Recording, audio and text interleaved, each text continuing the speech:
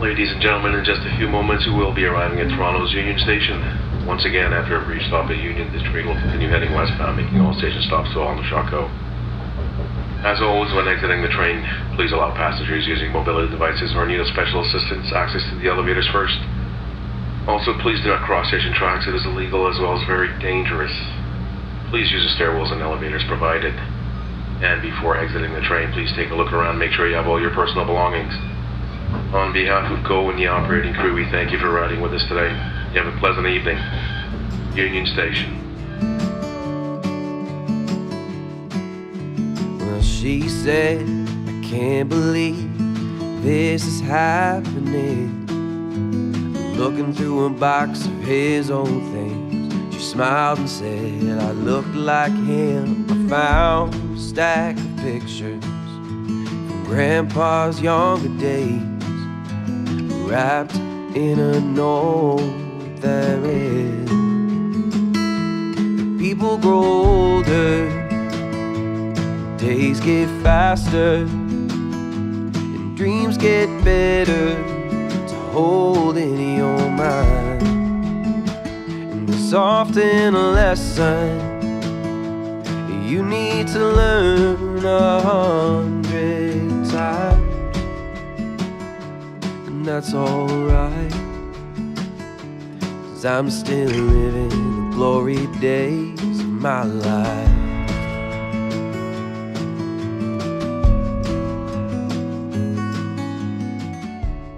To be honest, I didn't really have a choice. I mean, to be honest, I really didn't. My mom, when she was pregnant with me, she was taking piano lessons. And so she was preparing for one of her exams. And so she was practicing all the time. And she said whenever she was practicing, I'd always be kicking inside. So I always tell people I didn't really have a choice. Like, I came out and like she put me in piano lessons. And, you know, I did really well off rip. And like, then I went to drums. And I don't think I really had a choice. It was always music from day one. So just, I pretty much came out the womb killing keys, pretty much.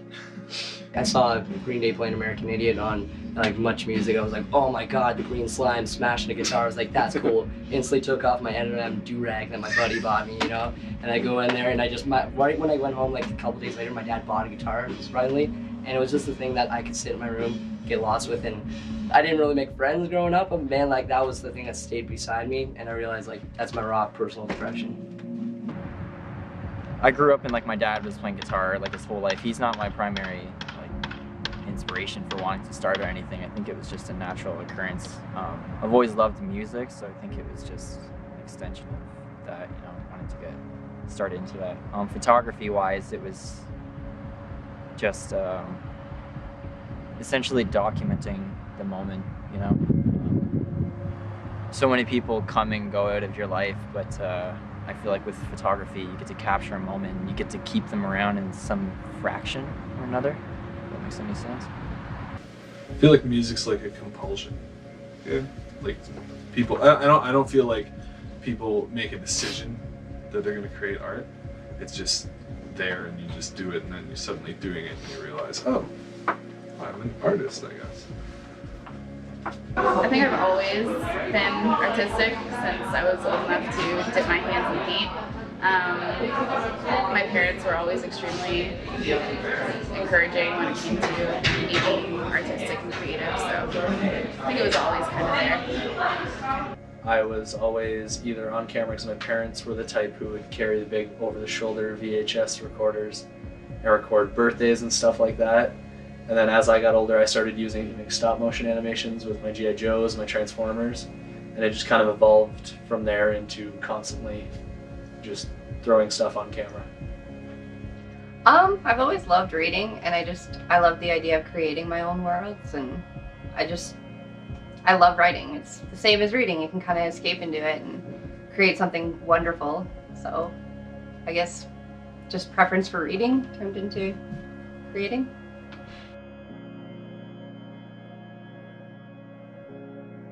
State what you do and why art is important to you. Absolutely. My name is Austin Nolan. I'm a local musician and trying to be guitar tech and many other aspects of music. Just try to jump in there head first kind of thing. And I think that's what makes me me. I am Shellie Taylor. and I am a singer-songwriter in a band. My name is Zara. Do I need my last name? Barnett.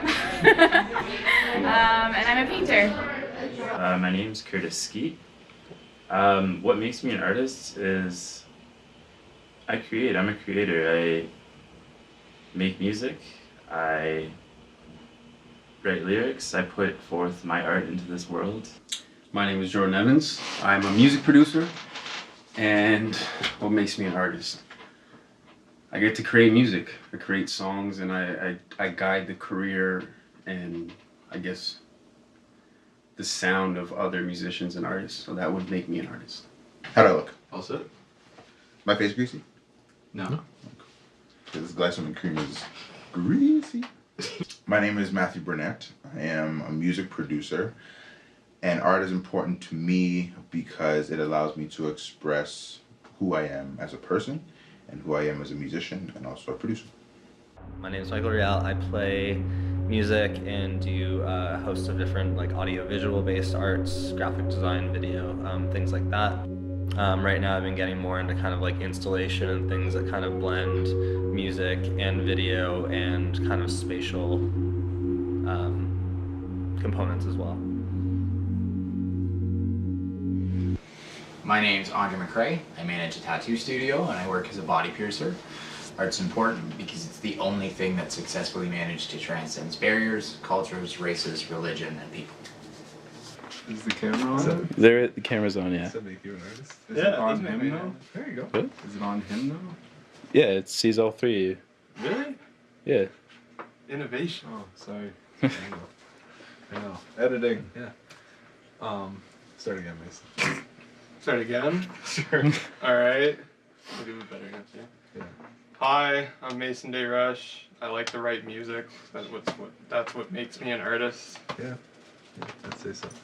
I'm Justin Coupland. I play guitar and sing in our band, The Corporate Life, and I write most of the lyrical content, and I guess I'd say that's my artistic aspect in this group.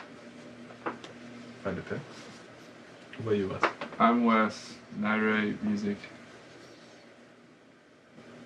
I also paint sometimes. I like to take long walks on the beach. Cool. Seeing sunset. Don't look this way. No. No, Look that way.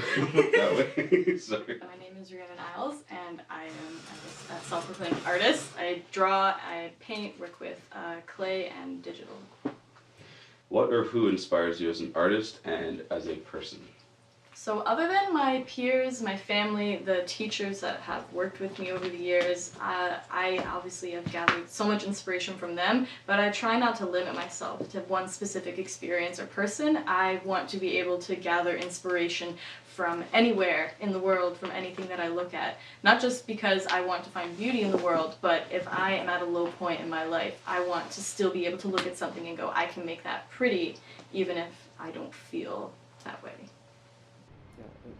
I think there's an inspirational moment that comes from every working with every artist, and I think that's the most rewarding part of my job as a curator, is that in some way working with artists and getting different perspectives from their own studio practice really is quite enriching, and also looking at art historical sources as well. Preparing every month, I do a talk at the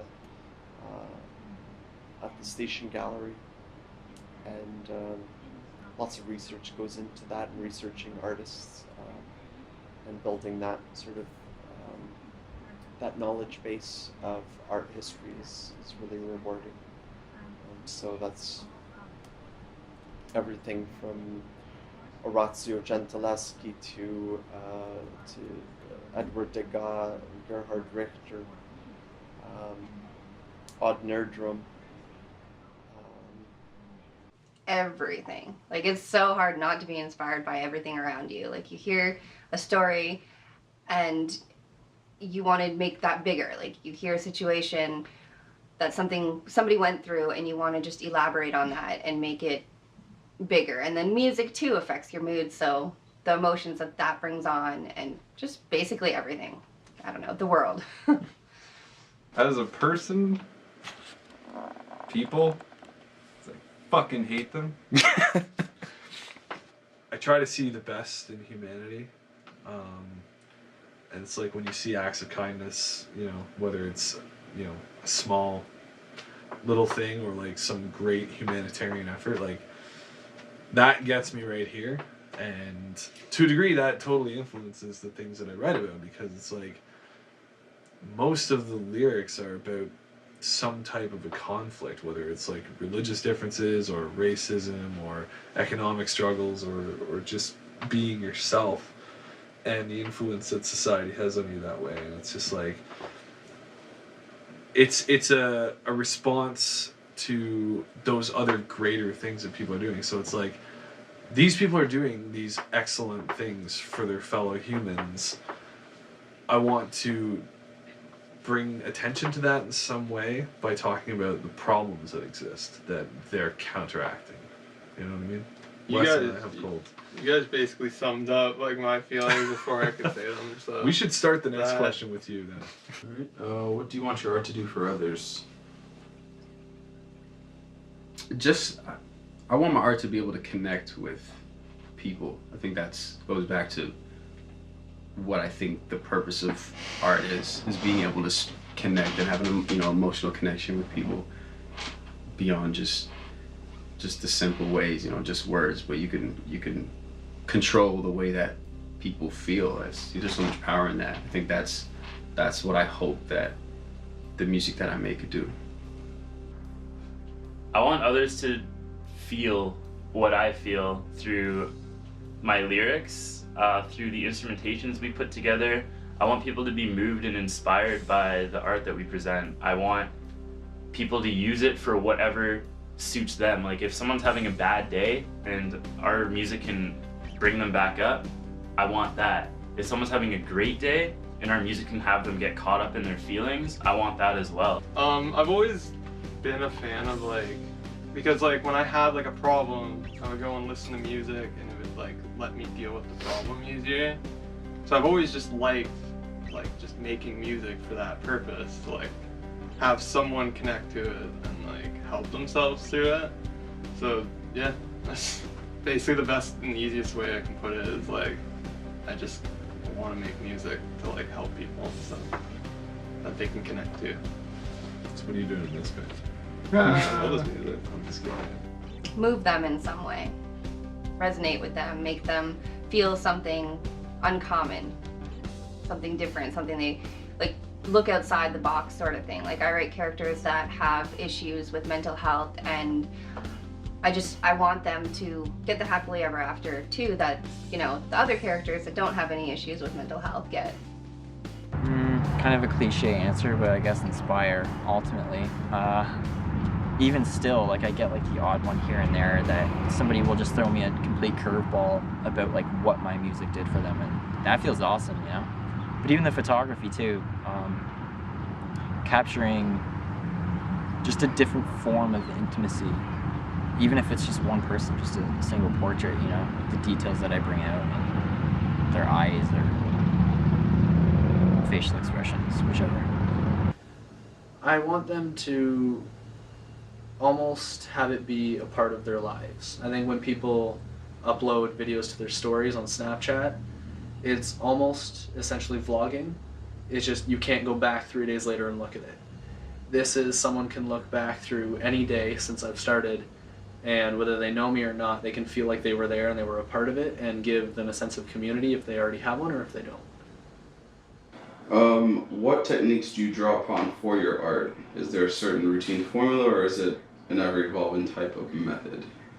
I mean, it has to be ever-evolving. It's not like art or any artistic industries are that so crazy separate from all the other industries where people have to keep reinventing themselves, It is it's an industry, it's part of the economy, it's a service you have to constantly maintain, and if you don't meet the expectations of the people who are, you know, hiring you or the people you're working for, then why are you even working? So it is important to be ever evolving, you know, incorporate the things you learn, incorporate the people you meet with, incorporate the experiences you have.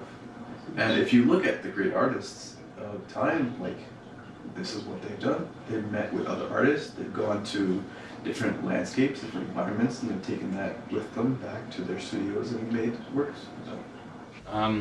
Well, conceptually, like, I go for anything that's kind of like a good vibe, you know, like if I hear something cool in a song, like I'll think about why I found that interesting and find a way to express it myself. I guess technically, like, I do a lot of line work, and I mainly work in like pen and ink and stuff, so I draw from like graphic comic books, things like that. I think it's one of those things that's ever changing. It's different depending on the situation. If I'm writing purposefully, then maybe it seems too contrived or something, so I like to let it flow organically, but I've got tons of notebooks and voice memos. It's always different. I think there's almost a fine line. Over here you've got too much humility, where you're trying to pretend that you're not someone who's accomplished anything, and over here you've got arrogance, where you're full of yourself and you think everything you've created is absolute gold. I think somewhere just right in the middle is being proud of what you've made, understanding that you've done a good job and you've given it your all, but also realizing that there's still a lot left to learn and no one's ever really done. So you keep learning and you keep trying, and you're gonna make mistakes, but roll with the punches and then accept a little bit of credit when you accomplish something good.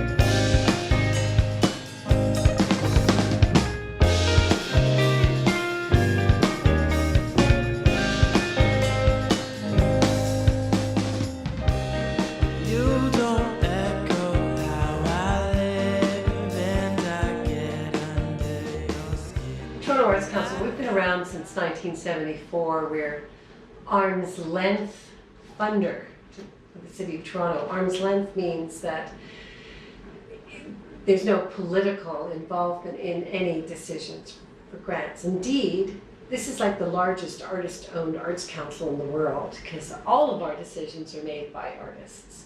We have peer review panels, and sometimes 8 people on a committee or 4 people on a jury. And we process some 2,000 applications every year from artists across the spectrum, you know, dancers, filmmakers, visual artists, musicians, writers, community engaged artists. It's a big spectrum. And we usually end up delivering about 1,000, the number of 1,000 grants a year, to the tune of 18 million. And I mean, it's an incredibly vibrant art scene here in Toronto, and I'm proud that Toronto Arts Council has really helped play a role in supporting so many artists and arts organizations. We've got a new strategic plan called Arts Making 2025. So there's a couple of core elements to that. One is that we live in a city of arts makers, and that whether you're an audience member, whether you buy a ticket to something, whether you're just a creative person yourself, that you're all arts makers, donors, board members. But the Toronto Arts Council, we specifically focus our attention on those who are making it their profession to create art. But we're very interested in the interaction of the two, that artists do want audiences and they want to be engaged with the public. And Toronto is a very big city, and a lot of action happens downtown, and part of our vision is create a city block by block, which is to have access to the arts all over the city.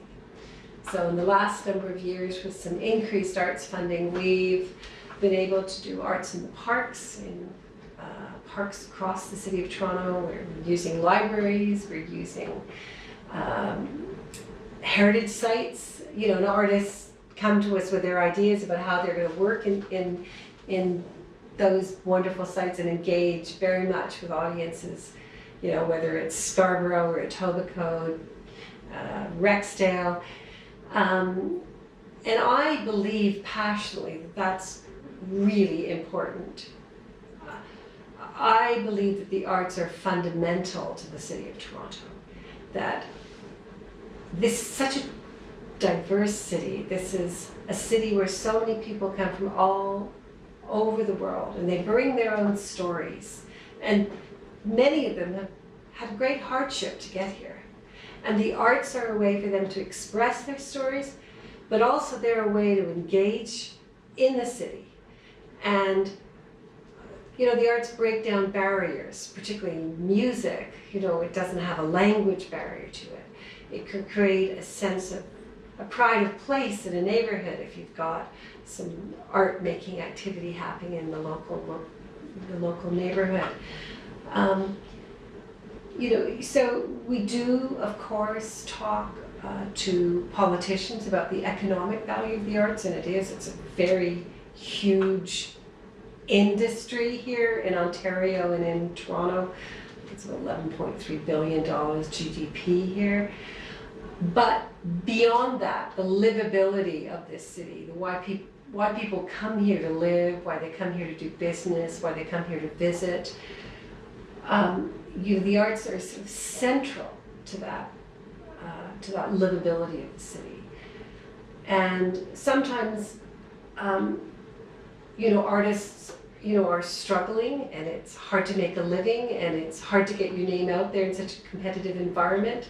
So, we're here to help support, to celebrate, but also to help foster that engagement between the public and the artist. And by having programs where artists can engage with audiences in all parts of the city is one of the things we're doing. It's magic from my dad, and we'll give it to you.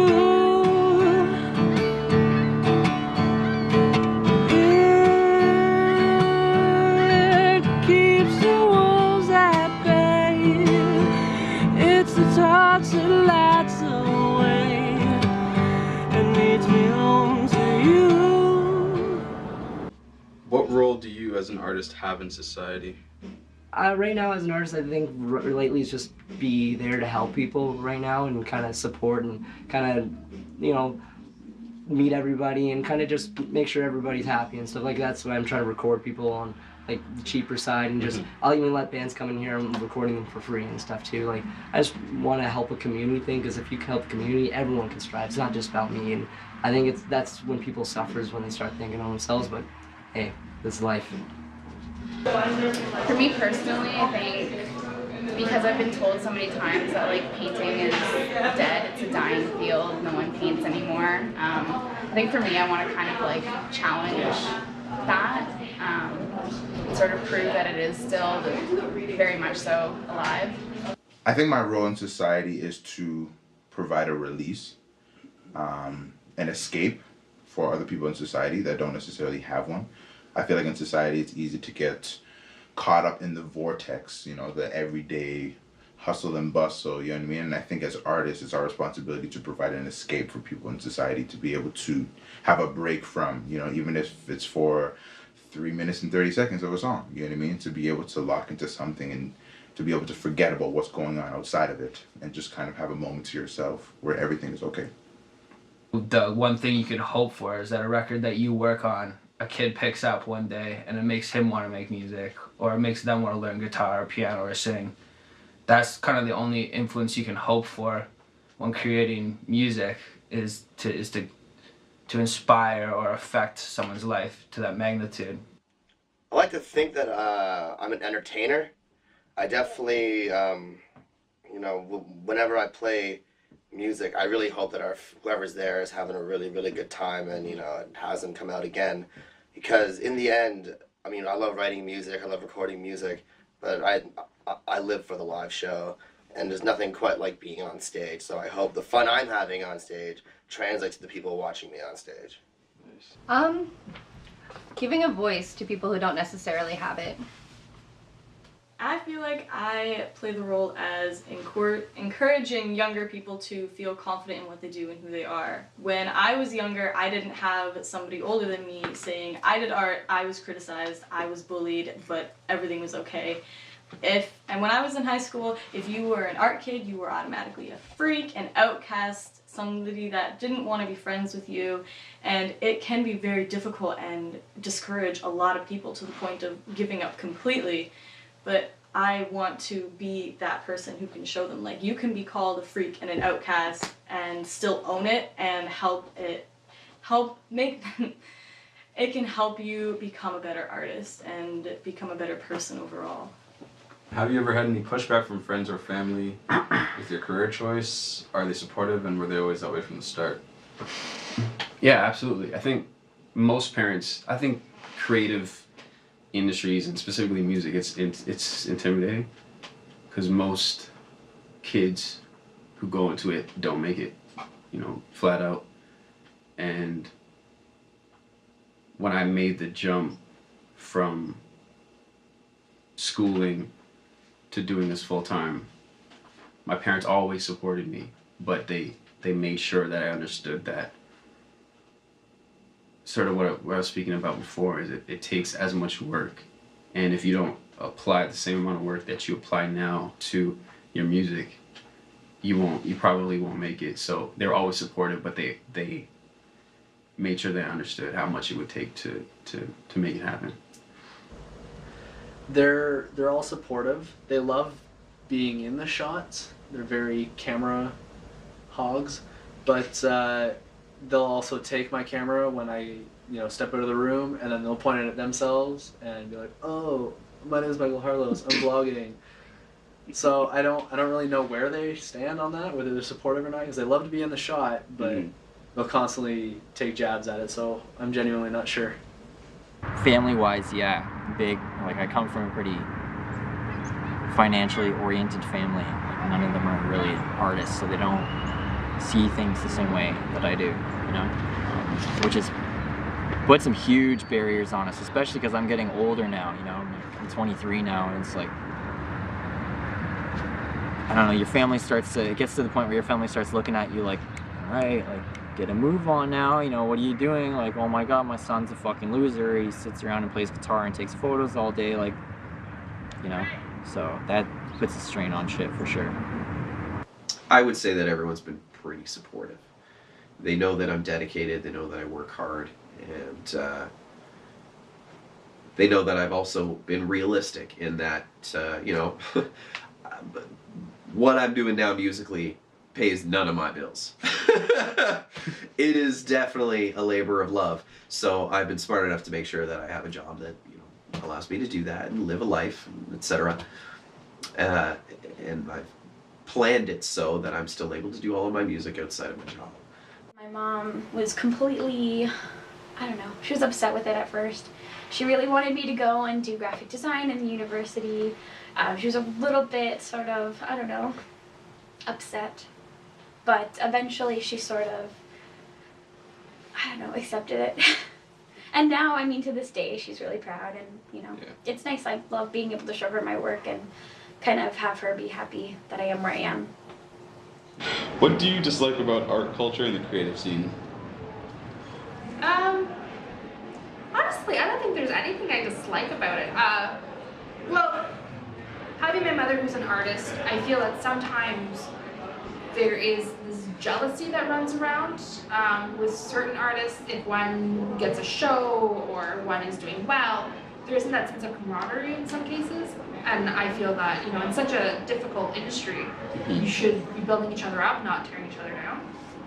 So I think that would be it, but overall, there's nothing other than that. Arrogance. You get one slight bit of recognition once, and then all of a sudden, you're top shit. And I mean, you can be narcissistic and you can be egotistic, but at the same time, when you start making it that you're better than everybody else and you show that, then that's what really bothers me. If you want to feel better, if you want to feel great, and if you want to feel that you've got a better skill than everybody, fine, keep it to yourself and really show that. Make your work show that. Don't say it audibly, because if you say it audibly, then realistically you're kind of, you know, dick.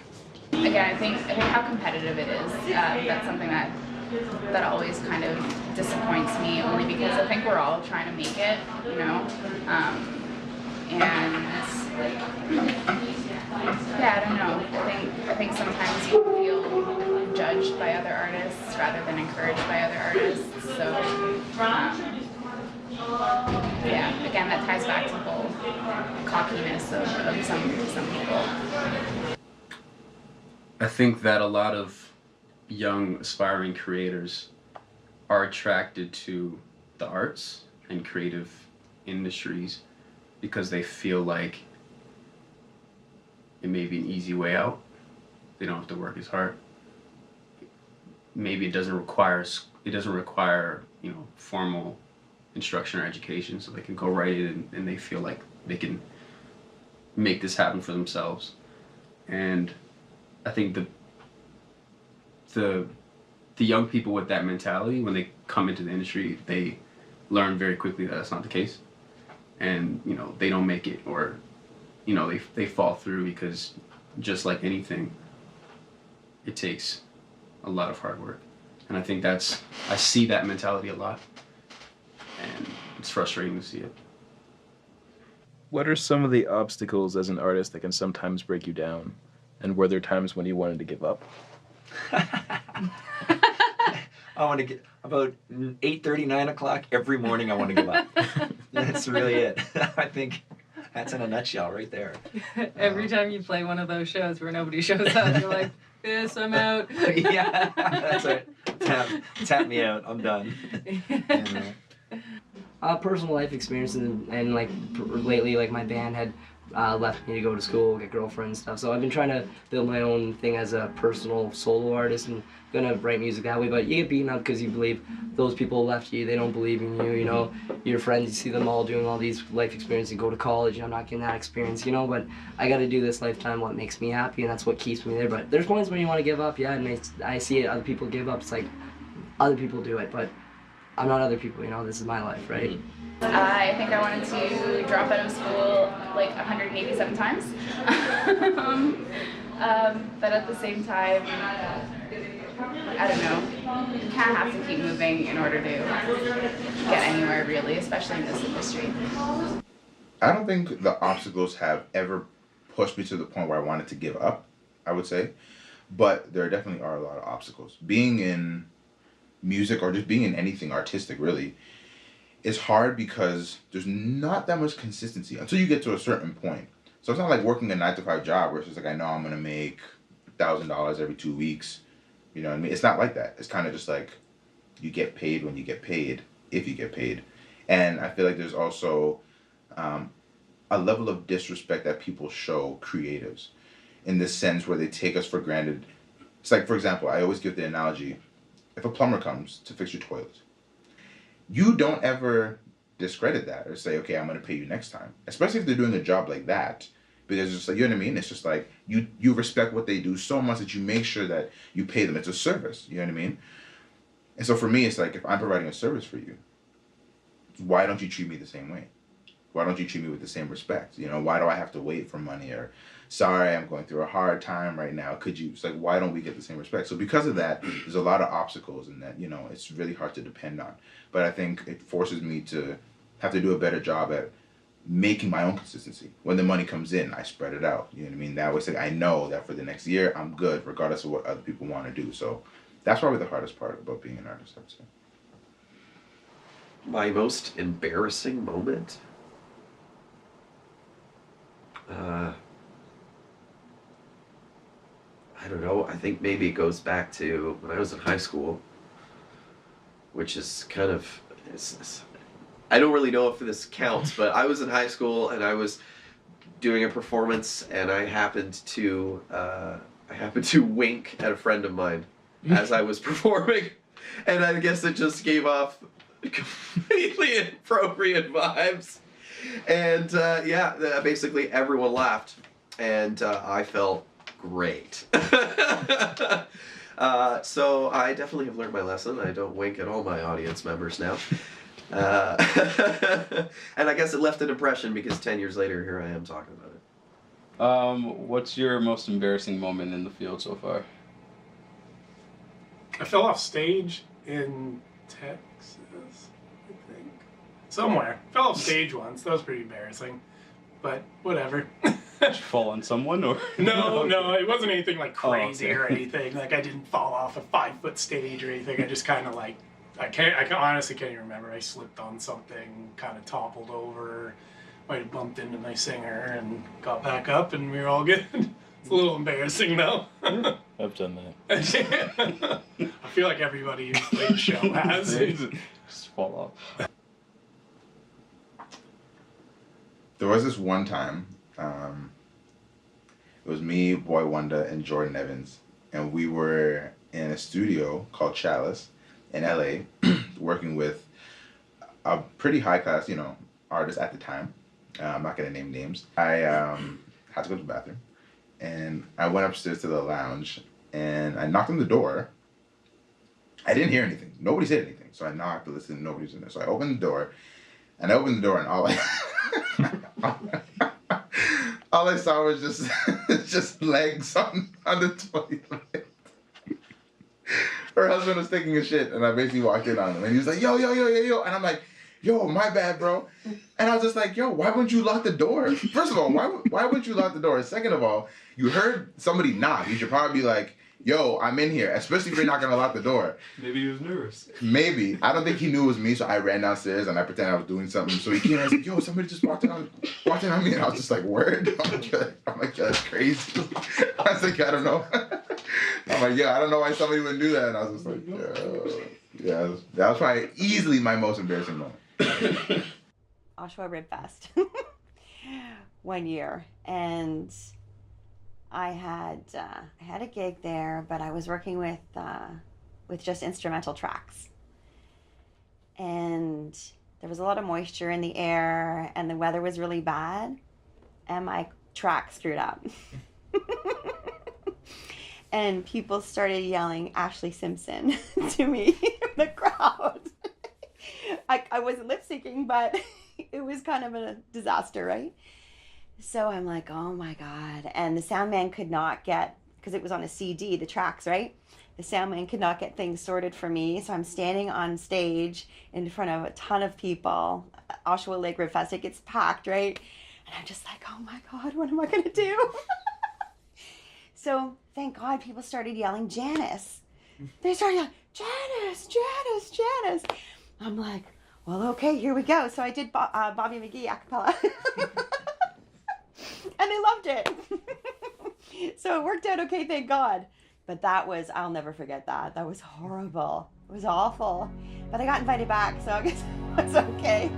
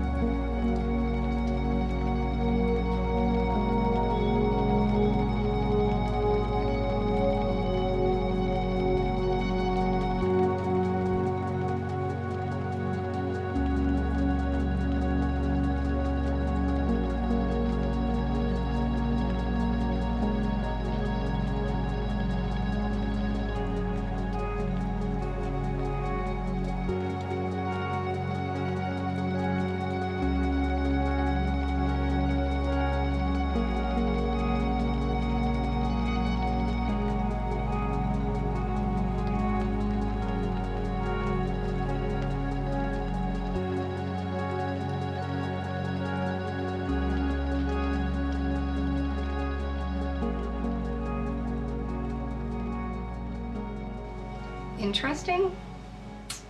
Doing the signing events, yeah. Those are really, it's just, before I became a writer, I didn't realize that there were signing events where, you know, readers could go and meet the authors of their favorite books and they could get them signed and they could talk to them. And my first signing event ever, I was an author there, so it was crazy just to see how many readers actually really wanted to meet the people behind the books, you know? Last year I got a chance to visit the David Mirvish private collection, which is not open to the public, so no one's really seen these pieces since the gallery closed. So there's a lot of like artwork that hasn't been photographed before by really famous artists. So that was probably one of the most interesting experiences. I was very lucky to be able to see that. Actually, so far my most interesting experience would have to be today, when I met one of the creators from one of my favorite YouTube channels, which was not my answer when I was reading over these questions last night. My answer yesterday would have been when I actually just ran into someone I had no idea who their name was, had no idea who they were, but they were just so excited to see the camera and to be a part of my video for that day. That was really cool. I think probably one of the coolest experiences when we got to play South by Southwest down in Texas. That was really, really cool. We met all these big wig industry people and we got to see bigger bands playing and go to a country and a state we'd never been to and VIP lounges and free drinks. It was pretty cool. I've never experienced anything like that before or since. If not this, what would you be doing now? Probably in my room, scared out of my mind, because there is no plan B. This has to work. No, I would probably be working with animals, because I always loved to be around them and try to help them, or culinary, because if I can't apply myself physically with art or with pen and paper, then I want to do it with food. Most of my family in Peru are into medicine. Okay. So my grandpa, who's still practicing actually, took me, showed me some stuff when I was like 12 or 13 with regards to medicine and being a doctor. So that's something that really interests me for sure. And so I would probably be a doctor if I weren't doing this. Cool. This takes up a lot of my spare time. Yeah. You were talking before about how many songs that I put out. This is... like, I don't know, I struggle with a lot of issues. Partially why I hate a lot of people. Maybe that's just kind of a segregated output of me dealing with these issues. But regardless, I have these issues, and this band helped me a lot with dealing with them, to the point where they only really came to a head not too long ago, where I just couldn't deal with them anymore. But yeah, without this band, I don't know where I would be. I don't know, maybe working at a cooling tower company? This is really all I'm good at, so I don't have too much else to offer. Oh God, I don't even want to think about that. That's not a good question. That's really hard to say. That's extremely hard to say. I probably would have submit to the grind like everyone else by now, Probably be a manager at some piece of shit retail store. If I wasn't doing music, like in general, I could see myself like working more, but also doing like a lot of photography and like model making, because I enjoy doing that on my spare time. Yeah. So I could see myself like excelling in that if I didn't have anything musical going on, but I'd much rather play music. I think it would be cool to be like a veterinarian, and work with animals. But my house is chaotic anyway, so I kind of do that without the whole medical aspect. Dogs and stuff. No, I don't know. If not this, that's a very good question. I don't know what I'd be doing if I wasn't doing music. If I wasn't doing music, I'd probably be trying to like open up like my own cafe. A friend of mine, Kyle, him and I once, actually my friend Kyle and Blake, along with myself, we after our shift sometimes we would discuss opening like a tea shop or like a cafe, and we were like semi serious about it, But if I wasn't doing music, I think I'd be a lot more serious about pursuing that. And maybe at some point down the road, even in addition to doing music, I still might want to do that. But yeah, that's something that we wanted to do. We just wanted to open up a cafe and take the knowledge that we have from working at Starbucks and convert that into something better.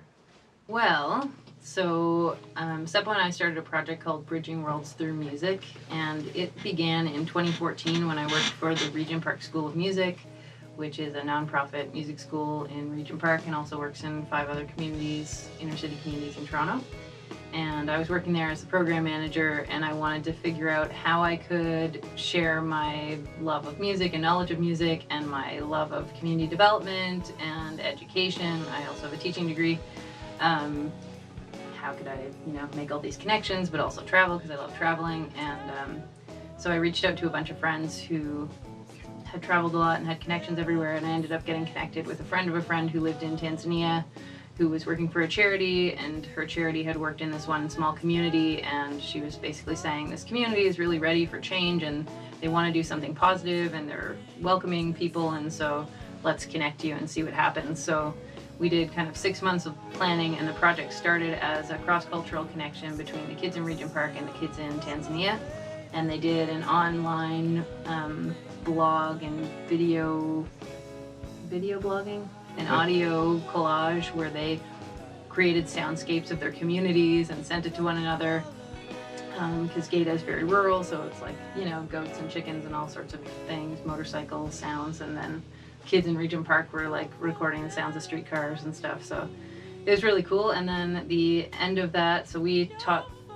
sorry, I'm kind of backtracking a bit, so we taught the kids in Regent Park the song Be the Change that Seppo had written, and then we also had a group that was learning steel pan, so that same group, they were learning steel pan at Regent Park School of Music, so they learned a couple other songs that they were going to play for the kids, and then we went to Tanzania to teach, and we taught them Be the Change, so the kids got to do an online real-time jam together. So they played the songs independently for each other, one on steel pan and the other one on percussion and vocals, and then they played it together in real time, which was really cool because we were in a rural community. We had an internet stick. It took us 15 minutes to load the program that we were supposed to be using. We're like, please let this work. And then somehow the kids got to talk to each other and play with each other. And so it was really, really cool exchange. And I think in that community, we both kind of took a leap. The community didn't know what to expect from us, and we didn't know what to expect from them. And we got there and people were really engaged in the project. We brought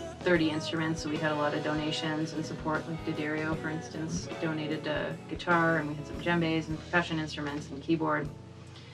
So we brought all of that, and our plan was to teach the kids, but also to model for the teachers how you would teach music, and that kind of expanded. We thought we were only going to be teaching a couple hours a day, and we ended up teaching full days, and then in the evenings we taught local community members. So Gaeta, the community that we work in, is a remote, kind of rural community, and a lot of subsistence farming, so not a lot of people who have jobs. So, doing things where you're kind of if you're doing anything for self-development or growth is really difficult because you don't tend to have the money to do that. So people came out and learned how to play guitar and piano and sing, and it was really incredible and really moving how involved and engaged people were. And the culminating process, I guess, or culminating event was that online real-time jam at the end of it. And then it spiraled from there. Our last few days there, the community invited us to a dinner where they cooked us a bunch of chicken. And, yeah, that's right. It's pretty awesome. And they basically said, we want a music school. We want this to continue. So that's how Bridging Worlds Through Music started, which it's now operating under the network of the Canada-Africa Partnership Network. So that's an umbrella organization that has a lot of kind of small grassroots projects that are connecting Canada and Africa, essentially. So obviously us being Canadians and fundraising and supporting this charity in Gaeta. So we work under them, and we try to do lots of fundraising, capacity building, and training. So I'll be going back to Gaeta February 25th to do some teacher training and teach the teachers at the school that we partner with, and then also local musicians. So As I mentioned, people don't have a lot of money, so most of the musicians there are self-taught. So it'll be teaching them kind of musical principles, so theory, percussion, rhythm, singing, work on different instruments, and then teaching principles, so classroom management, how to write a lesson, all that sort of stuff. So it should be kind of holistic, and then we'll do a little bit of social justice stuff, so talking about gender equality and yeah. What emotion do you channel most in your work? I think I'm really getting into the idea of like surrealism and escape and dreams and lucidity. I think that we're very much in this real, living, breathing world, and that's great. But the one thing that you don't see when you're walking past somebody on the street or when you're sitting beside them on the subway is like, what's going on in their head? And interpreting that in a more like dreamlike, surreal, maybe abstract way is really important to me. It's not about what somebody looks like in a photograph. It's like what's behind the photograph. So trying to like interpret that through music and art, I think is huge for me. Just thinking of it as more like an escape, a surreal experience. Yeah, escapism. I'd like to think that a lot of the work that I produce is quite, happy, energetic, and uplifting. And again, when I paint, I'm kind of in a trance, so a lot of the times I'm at my calmest. But I also get really excited about my work too, and that sort of reflects in the pieces that I make. That's a good question. I mean, specifically with my band Numb Tongues, I've made it a point that with the music that we write, I try to channel this kind of character that it can be dark, but can be really comical, and it can challenge like both opposite sides of like the emotion spectrum, and whatever emotion at any time can be whatever kind of music. So it's got this like unique quirkiness to it, which helps bring out the live energy that much more. Well, I'd have to say sadness. Yeah, this record, there's definitely there's a sense of self-discovery for sure, but there are a couple of tracks where it really stems from being sad, and I've dealt with over the last year, I've been dealing with depression and anxiety, and I think whether or not it's something I have specifically focused on, I think it's just naturally coming out in certain ways. So I have been very emotional, and I have for the longest time I loved writing pop music because it made me want to dance, made me want to laugh and smile and party and whatever. And then I thought about it, and I was just like, well, maybe I should think about writing songs that really move people and make them cry and make them think about them, but maybe make them think about things that they don't want to think about, but it makes it better for them to think about. So certainly sadness in this next record. That's a funny thing. Okay, so of all music and art and all that crap, if there's one person that like always like super inspired me, it's Chris Walla. He was the band member and producer of the band Death Cab for Cutie for the better part of like 17, 18 years. He recently left the band to go work on maybe scoring films and producing more. And I think sonically as a producer, like that was somebody that everything he's done over that 17 to 18 year span, his entire career, he's continuously doing stuff that to me is at such a level that is so distinguished from everybody else around him. It's so unique, and I really, really aspire to the qualities that he puts into his work. With that said, there are some people that have also worked on those albums that really, really inspired me. And there's one engineer he's based out of California now, Bo Sorensen, who also worked on some of the Death Cab records. And I had connected with him over email a couple years ago, and I've worked with him on a few projects now. I'm going back down to work with him again, and that's kind of like a dream come true in a sense. Like I remember reading his name on the back of an album when I was 14 years old, and now being an adult and getting to work with that person that helped make something happen that you love, it's great. And I really recommend that everybody, if they look up to people that inspire them, if you can find a way, send emails, reach out to people. the crazy thing about this world is, as big and large as it is and as many people as there are, if you love something and you feel passionate about a very specific thing, there are people that might see that, and I think people that work similar ways, that think similar ways, are drawn together. And I found that like it's not just about finding the people that go to your school or live in your city. If you feel a certain way, there probably is somebody that feels somewhere else, similar like that somewhere else in the world. If you find them, like, you can make some great stuff happen. So I think everybody should just send a few emails to people they like sometimes and see what's up. If they don't want to work with you, they won't respond, right? Or it won't happen, but you never know what can happen, right? It's always been a dream goal of mine to be in something with Robert Downey Jr. or Benedict Cumberbatch. Carrie Underwood. Yeah? Yeah. I've always loved Carrie Underwood. Even before I liked country, I've always liked Carrie Underwood. Kanye West. Kanye West. Explain. Kanye West is one of the greatest artists of our time, and he's one of my favorite artists. I would say when I even first started wanting to make music, he was one of a few people that I really looked up to for what they could do. It's not to say I'm gonna vote for him in 4 years, but I think he is an incredible artist. I think it's, undisputed. I've always said this.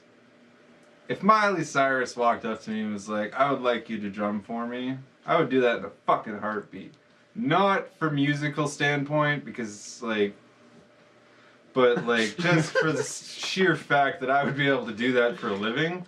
But if I had the choice between like if this band was a struggling band touring, but we were able to actually live off of it, versus playing for Miley Cyrus and making a lot of money, yeah, Miley Cyrus can go fuck herself again.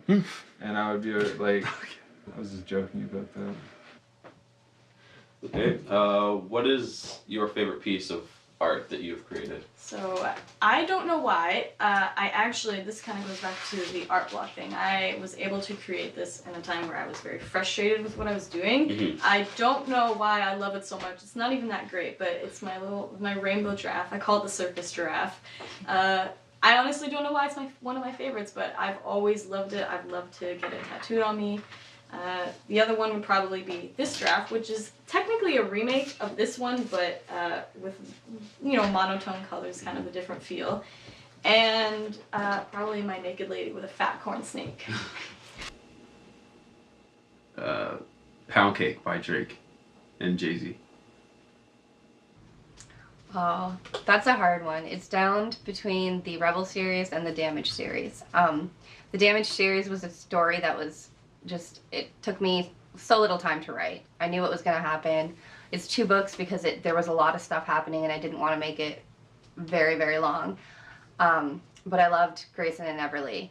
But now the Rebel series is also dealing with mental health and, other struggles like that. And I find because I've been doing it longer, I'm more able to get into the zone.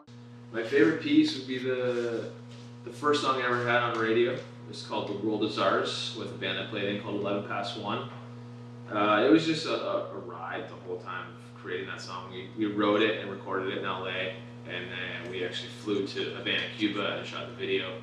So just the whole concept of how we did it, we spent a week writing the song. We had no idea what we were doing. We got into the studio, wrote the song in 3 hours, came together amazingly, spent the week recording it. And then we just went to Cuba, all-inclusive trips, and we filmed 56 hours of footage, just random stuff, and we pieced it all together, and it came out amazing.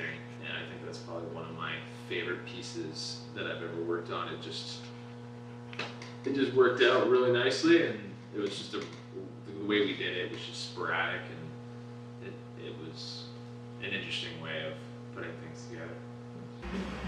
Lately, there's just the last week or so, I went on I don't talk to girls much, and because I played so much guitar my whole life, and finally, recent while, I went on a couple dates, and I went on this date with this chick, and right from the get-go, she looked at me, she was like, I know you're not the one. I was like, wow, this is pretty blunt, but I'm learning from experience, and I felt so beaten up, came back here, and I just wrote the song called I'm Not the One, I Know You're Not the One, I think, or something like that. I know, I thought it was cool, and I've been showing everyone, and they're really, that's the one I've had the most response out of people, and I really want to just, like, that's been the thing I've been most proud of lately, so I'd say that one right now. But whenever I write a new song, that's my best piece of work. That's what I'm working on, right?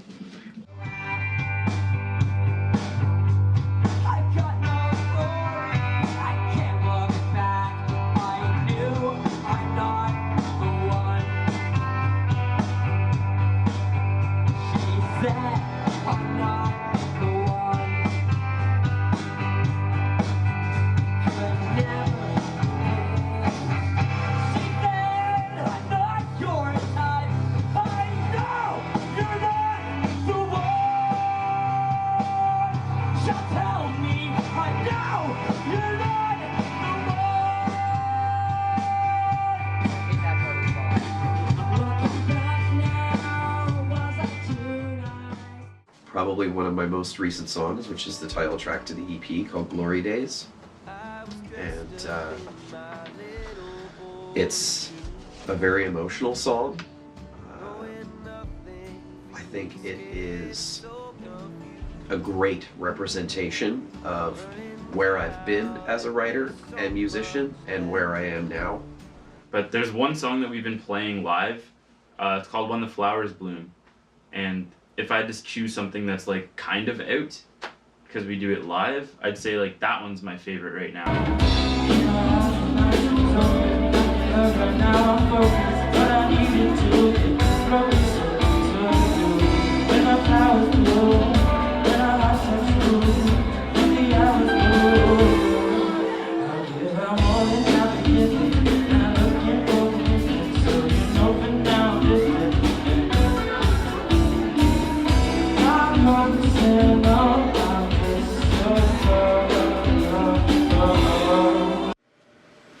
What are you working on presently? Fine working. Yeah. So yeah, our next album that we're currently working on is called Chimercury, and we're recording with our buddy Robbie Blaze, who went to Metalworks. We're maybe like halfway through it. I feel like the recording process. He's got all the mixing and all that kind of stuff. He's also remastering Woodshark because he wants to put them out both at the same time, and we're also doing a bunch of other songs for another EP, which if anybody's familiar with H.P. Lovecraft, it's going to have like, the songs are going to be based on H.P. Lovecraft stories, because we're into that. Shooting for a Cthulhu concept album. Yeah, yeah. I'm working on the third book in my Rebel series, Becky and Travis's story. It's a very emotional, challenging one, so it blocks me constantly. Dealing with a lot of post-traumatic stress, depression, and situations that are difficult to talk about and write about, but it's the story that I want to tell, so. New record, been writing that for quite a while, and it's going well. It's definitely going well. I have rebranded the whole website. I did a bunch of photo shoots earlier this year. Those are all, I think the website will be out fairly soon. I did an in-studio video as well of me at the Verge Music Lab downtown. That'll be out with the launch of the website. The new record is out February 28th. I'm trying to work on an EP called Lost With You. It's kind of, I'm trying to involve like mental awareness kind of in it, where my grandfather, like, it's not confirmed or nothing, but I know that he suffered from mental illness. I believe he might have killed himself kind of thing. Well, not confirmed. I know my sister kind of deals with mental illness. I see people around me. I get really beaten up with those kind of thoughts, and that's why I write music, to try to get those out of me in a way. So that's why I want to call it Lost With You, and I'm just kind of, I have lots of ideas about it. Maybe I don't want to say too much in case it doesn't happen even, but hey, like, that's the one I'm really determined to work on. A fungus series. I've been working on fungus paintings, and I go through a series of sessions with my work.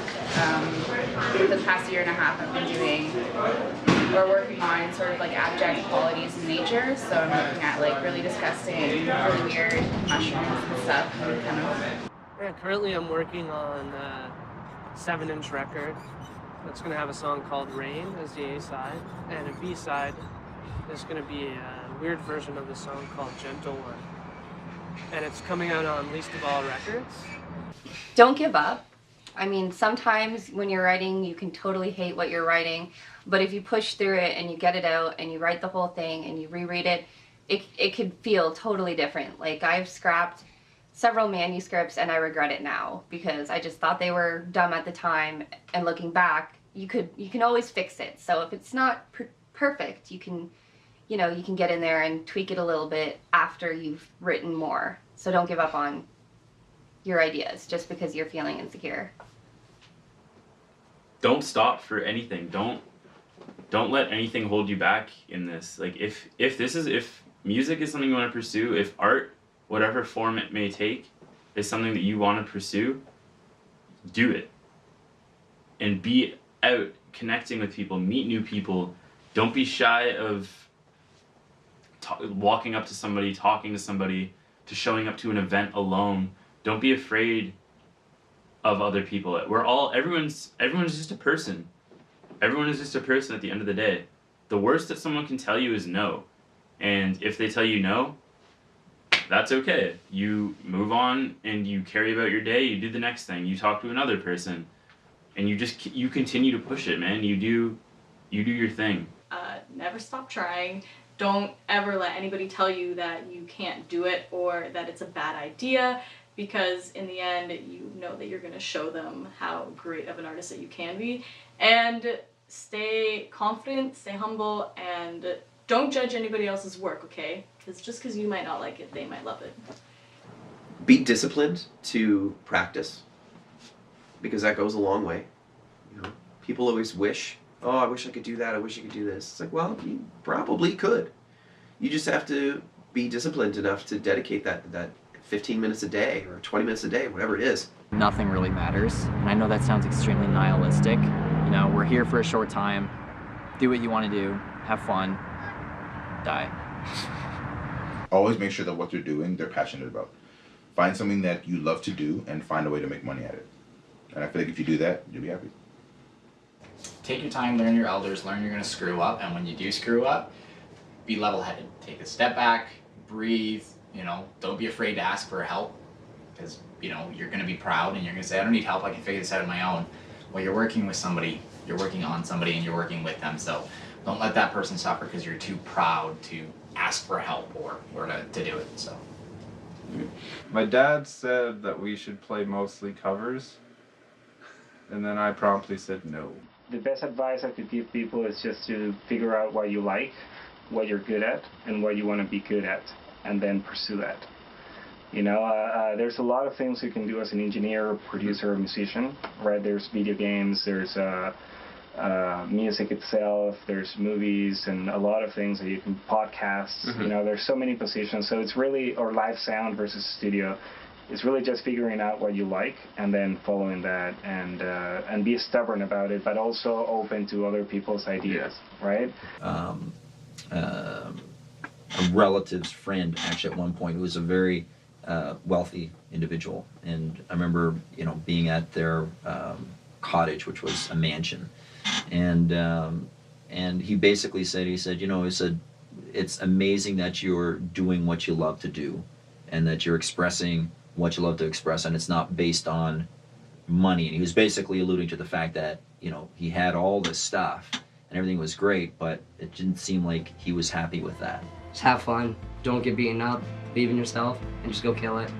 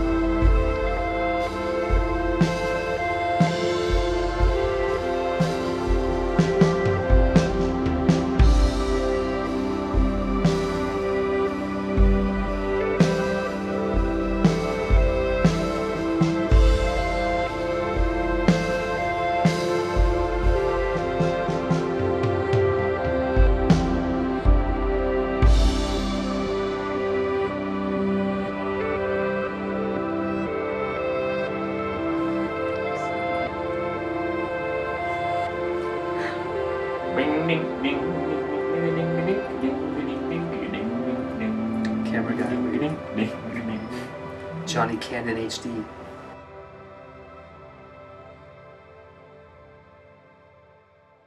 My buddy put this in. He'll hit me if I don't ask it.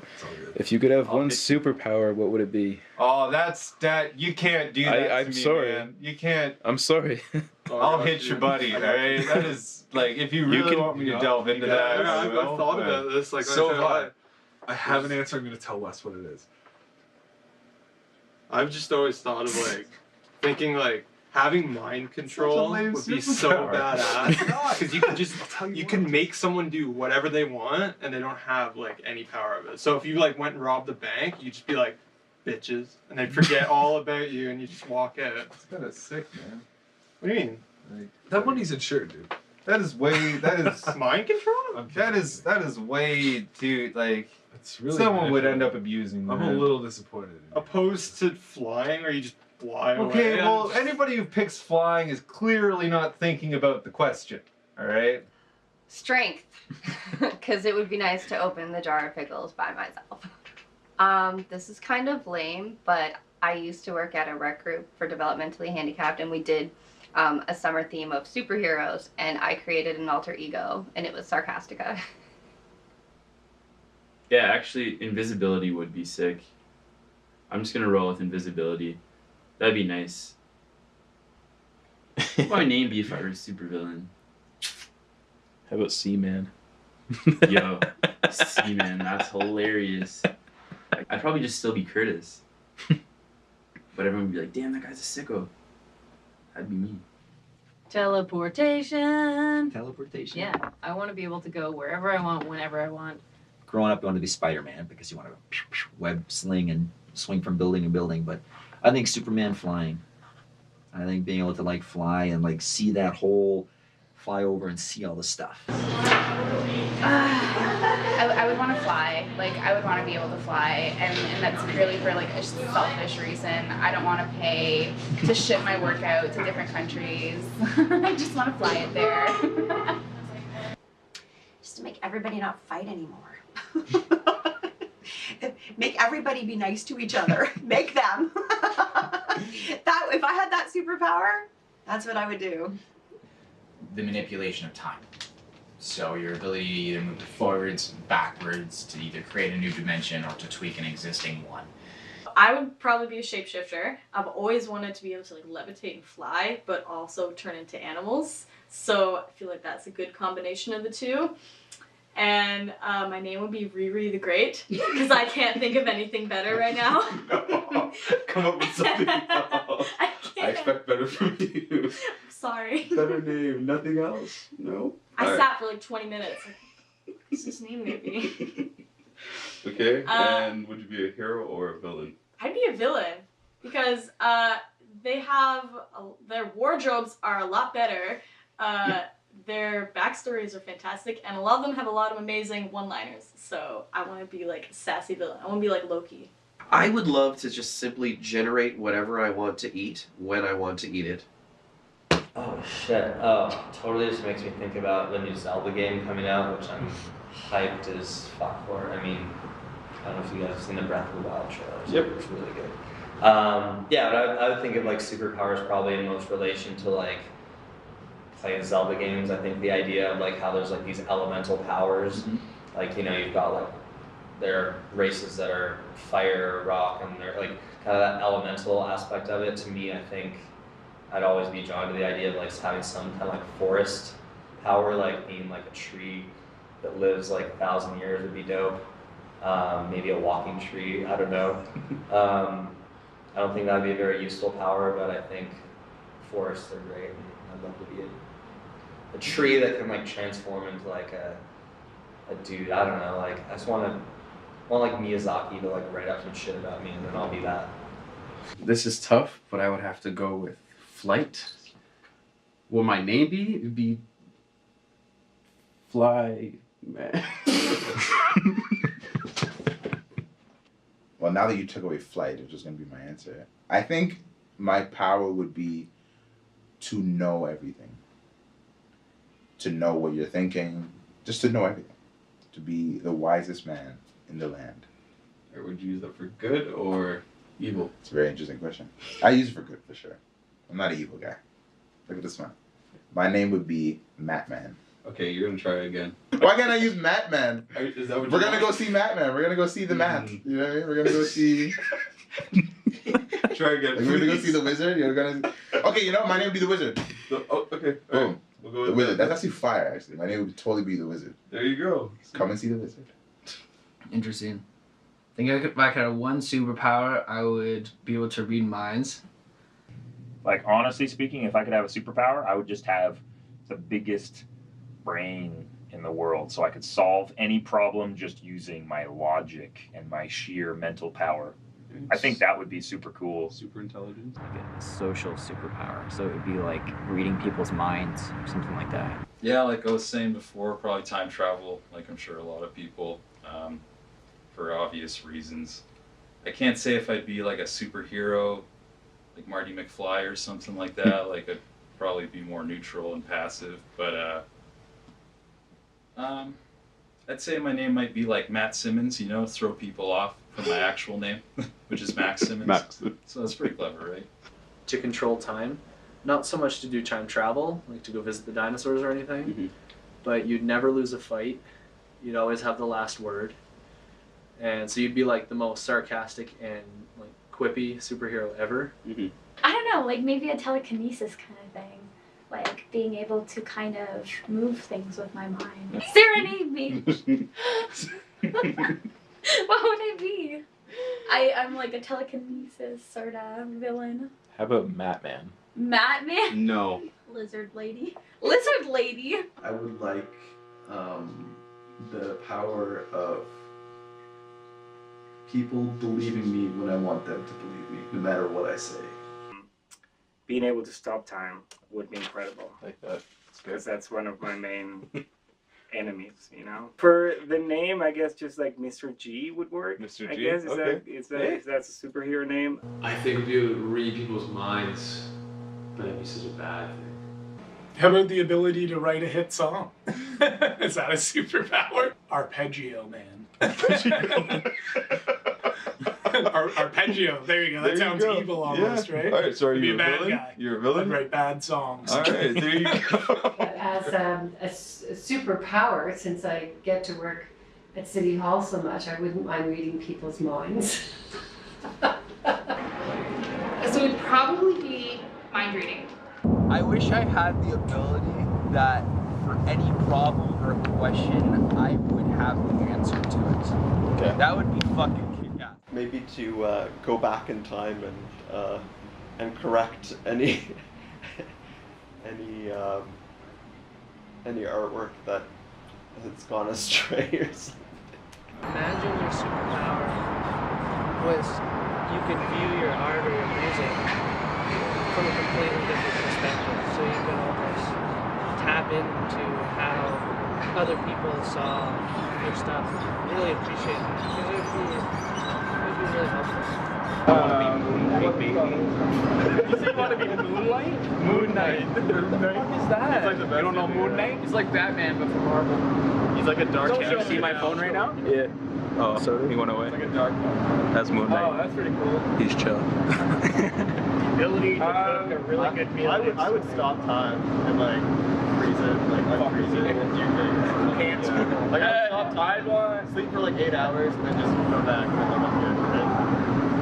It's such a hard question because there's so many 6 superpowers. Teleporting would be the best one.